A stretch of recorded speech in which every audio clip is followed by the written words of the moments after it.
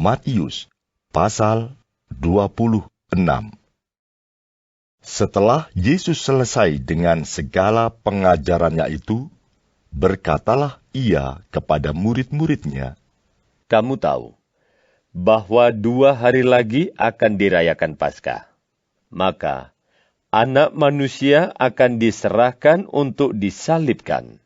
Pada waktu itu, berkumpullah imam-imam kepala dan tua-tua bangsa Yahudi di istana imam besar yang bernama Kayafas, dan mereka merundingkan suatu rencana untuk menangkap Yesus dengan tipu muslihat dan untuk membunuh dia. Tetapi mereka berkata, "Jangan pada waktu perayaan, supaya jangan timbul keributan di antara rakyat." Ketika Yesus berada di Betania di rumah Simon si Kusta, datanglah seorang perempuan kepadanya membawa sebuah buli-buli pualam berisi minyak wangi yang mahal. Minyak itu dicurahkannya ke atas kepala Yesus yang sedang duduk makan. Melihat itu, murid-murid gusar dan berkata, "Untuk apa pemborosan ini? Sebab minyak itu dapat dijual dengan mahal, dan uangnya dapat diberikan kepada orang-orang miskin." Tetapi Yesus mengetahui pikiran mereka, lalu berkata, "Mengapa kamu menyusahkan perempuan ini? Sebab ia telah melakukan suatu perbuatan yang baik padaku. Karena orang-orang miskin selalu ada padamu, tetapi aku tidak akan selalu bersama-sama kamu. Sebab dengan mencurahkan minyak itu ke tubuhku, ia membuat suatu persiapan untuk penguburanku. Aku berkata kepadamu, sesungguhnya, di mana saja Injil ini diberitakan di seluruh dunia, apa yang dilakukannya ini akan disebut juga untuk mengingat dia." Kemudian pergilah seorang dari ke-12 murid itu yang bernama Judas Iskariot kepada imam-imam kepala. Ia berkata, "Apa yang hendak kamu berikan kepadaku, supaya aku menyerahkan dia kepada kamu?" Mereka membayar 30 uang perak kepadanya. Dan mulai saat itu, ia mencari kesempatan yang baik untuk menyerahkan Yesus. Pada hari pertama dari hari raya roti tidak beragi, datanglah murid-murid Yesus kepadanya dan berkata, "Di mana engkau kehendaki kami mempersiapkan perjamuan Paskah bagimu?" Jawab Yesus, "Pergilah ke kota kepada si Anu, dan katakan kepadanya, pesan guru, waktuku hampir tiba. Di dalam rumahmulah aku mau merayakan Paskah bersama-sama dengan murid-muridku." Lalu murid-muridnya melakukan seperti yang ditugaskan Yesus kepada mereka dan mempersiapkan Paskah. Setelah hari malam, Yesus duduk makan bersama-sama dengan ke-12 murid itu. Dan ketika mereka sedang makan, ia berkata, "Aku berkata kepadamu, sesungguhnya seorang di antara kamu akan menyerahkan aku." Dan dengan hati yang sangat sedih, berkatalah mereka seorang demi seorang kepadanya, Bukan aku, ya Tuhan." Ia menjawab, "Dia yang bersama-sama dengan aku mencelupkan tangannya ke dalam pinggan ini, dialah yang akan menyerahkan aku. Anak Manusia memang akan pergi sesuai dengan yang ada tertulis tentang dia. Akan tetapi, celakalah orang yang olehnya Anak Manusia itu diserahkan. Adalah lebih baik bagi orang itu sekiranya ia tidak dilahirkan." Yudas yang hendak menyerahkan dia itu menjawab, katanya, "Bukan aku, ya Rabi." Kata Yesus kepadanya, "Engkau telah mengatakannya." Dan ketika mereka sedang makan, Yesus mengambil roti, mengucap berkat, memecah-mecahkannya, lalu memberikannya kepada murid-muridnya dan berkata, "Ambillah, makanlah. Inilah tubuhku." Sesudah itu, ia mengambil cawan, mengucap syukur, lalu memberikannya kepada mereka, dan berkata, "Minumlah kamu semua dari cawan ini, sebab inilah darahku, darah perjanjian yang ditumpahkan bagi banyak orang untuk pengampunan dosa. Akan tetapi aku berkata kepadamu, mulai dari sekarang, aku tidak akan minum lagi hasil pokok anggur ini sampai pada hari aku meminumnya, yaitu yang baru bersama-sama dengan kamu dalam kerajaan Bapa-Ku." Sesudah menyanyikan nyanyian pujian, pergilah Yesus dan murid-muridnya ke Bukit Zaitun. Maka berkatalah Yesus kepada mereka, "Malam ini, kamu semua akan tergoncang imanmu karena aku. Sebab ada tertulis, aku akan membunuh gembala, dan kawanan domba itu akan tercerai-berai. Akan tetapi, sesudah aku bangkit, aku akan mendahului kamu ke Galilea." Petrus menjawabnya, Biarpun mereka semua tergoncang imannya karena Engkau, aku sekali-kali tidak.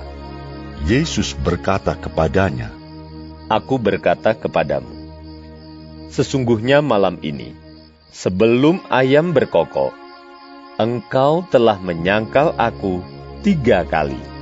Kata Petrus kepadanya, Sekalipun aku harus mati bersama-sama Engkau, aku takkan menyangkal Engkau. semua murid yang lain pun berkata demikian juga. Maka sampailah Yesus bersama-sama murid-muridnya ke suatu tempat yang bernama Getsemani. Lalu ia berkata kepada murid-muridnya, "Duduklah di sini, sementara aku pergi ke sana untuk berdoa." Dan ia membawa Petrus dan kedua anak Zebedeus sertanya. Maka mulailah ia merasa sedih dan gentar. Lalu katanya kepada mereka, "Hatiku sangat sedih, seperti mau mati rasanya. Tinggallah di sini, dan berjaga-jagalah dengan aku."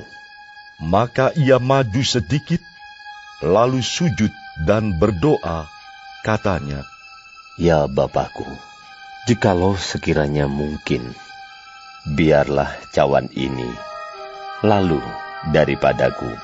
Tetapi janganlah seperti yang ku kehendaki, melainkan seperti yang Engkau kehendaki." Setelah itu, ia kembali kepada murid-muridnya itu dan mendapati mereka sedang tidur. Dan ia berkata kepada Petrus, "Tidakkah kamu sanggup berjaga-jaga 1 jam dengan aku? Berjaga-jagalah dan berdoalah, supaya kamu jangan jatuh ke dalam pencobaan. Roh memang penurut, tetapi daging lemah." Lalu ia pergi untuk kedua kalinya dan berdoa, katanya, "Ya Bapakku, jikalau cawan ini tidak mungkin lalu, kecuali apabila aku meminumnya, jadilah kehendak-Mu." Dan ketika ia kembali pula, ia mendapati mereka sedang tidur, sebab mata mereka sudah berat. Ia membiarkan mereka di situ, lalu pergi dan berdoa untuk ketiga kalinya, dan mengucapkan doa yang itu juga. Sesudah itu, ia datang kepada murid-muridnya dan berkata kepada mereka, "Tidurlah sekarang, dan istirahatlah. Lihat, saatnya sudah tiba, bahwa Anak Manusia diserahkan ke tangan orang-orang berdosa. Bangunlah, marilah kita pergi. Dia yang menyerahkan aku sudah dekat." Waktu Yesus masih berbicara, datanglah Judas, salah seorang dari ke-12 murid itu, dan bersama-sama dia serombongan besar orang yang membawa pedang dan pentung, disuruh oleh imam-imam kepala dan tua-tua bangsa Yahudi Orang yang menyerahkan dia telah memberitahukan tanda ini kepada mereka. Orang yang akan kucium, itulah dia. Tangkaplah dia. Dan segera ia maju mendapatkan Yesus dan berkata, Salam Rabi. lalu mencium dia. Tetapi Yesus berkata kepadanya, Hai teman, untuk itukah engkau datang? maka majulah mereka memegang Yesus dan menangkapnya. Tetapi seorang dari mereka yang menyertai Yesus mengulurkan tangannya, menghunus pedangnya, dan menetakkannya kepada hamba imam besar, sehingga putus telinganya. Maka kata Yesus kepadanya, Masukkan pedang itu kembali ke dalam sarungnya. Sebab barang siapa menggunakan pedang, akan binasa oleh pedang. Atau kau sangka bahwa aku tidak dapat berseru kepada Bapakku, supaya ia segera mengirim lebih dari 12 pasukan malaikat membantu aku? Jika begitu, bagaimanakah akan digenapi yang tertulis dalam kitab suci, yang mengatakan bahwa harus terjadi demikian? pada saat itu Yesus berkata kepada orang banyak, Sangkamu aku ini penyamuk, maka kamu datang lengkap dengan pedang dan pentung untuk menangkap aku?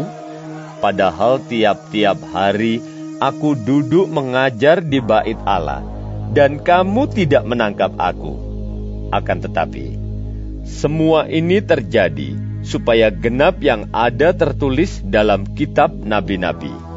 Lalu semua murid itu meninggalkan dia dan melarikan diri. Sesudah mereka menangkap Yesus, mereka membawanya menghadap Kayafas, imam besar. Di situ telah berkumpul ahli-ahli Taurat dan tua-tua, dan Petrus mengikuti dia dari jauh sampai ke halaman imam besar, dan setelah masuk ke dalam, ia duduk di antara pengawal-pengawal untuk melihat kesudahan perkara itu. Imam-imam kepala, malah seluruh mahkamah agama, mencari kesaksian palsu terhadap Yesus, supaya ia dapat dihukum mati, tetapi mereka tidak memperolehnya, walaupun tampil banyak saksi dusta. Tetapi akhirnya tampillah 2 orang yang mengatakan, Orang ini berkata, Aku dapat merubuhkan bait Allah dan membangunnya kembali dalam 3 hari.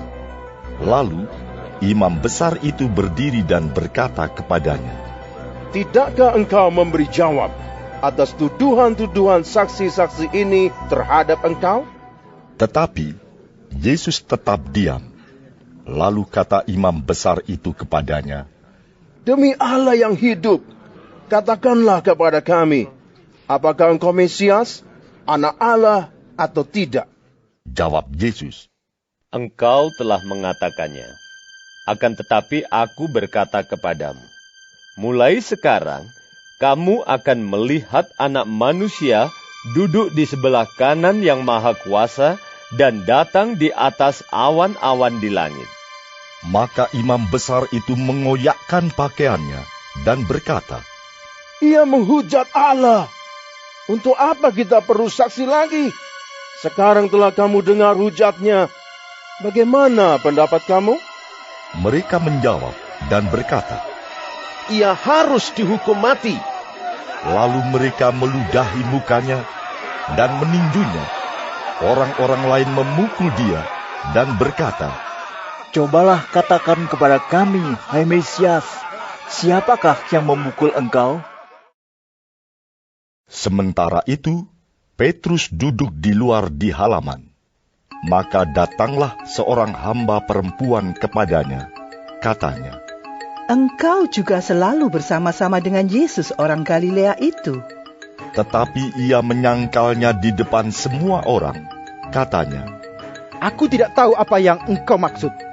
Ketika ia pergi ke pintu gerbang, seorang hamba lain melihat dia dan berkata kepada orang-orang yang ada di situ, Orang ini bersama-sama dengan Yesus, orang Nazaret itu. Dan ia menyangkalnya pula dengan bersumpah. Aku tidak kenal orang itu. Tidak lama kemudian, orang-orang yang ada di situ datang kepada Petrus dan berkata, Pasti engkau juga salah seorang dari mereka. Itu nyata dari bahasamu. Maka mulailah Petrus mengutuk dan bersumpah. Aku tidak kenal orang itu. Dan pada saat itu berkokoklah ayam. Maka teringatlah Petrus akan apa yang dikatakan Yesus kepadanya. Sebelum ayam berkokok, engkau telah menyangkal aku 3 kali. Lalu ia pergi keluar dan menangis dengan sedihnya.